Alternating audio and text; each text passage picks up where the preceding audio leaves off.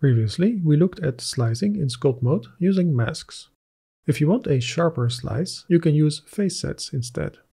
In sculpt mode, select the lasso face set tool and use it to draw a face set. To edit the face set, use the Draw Face Sets tool and hold Ctrl over the face set that you want to draw more of.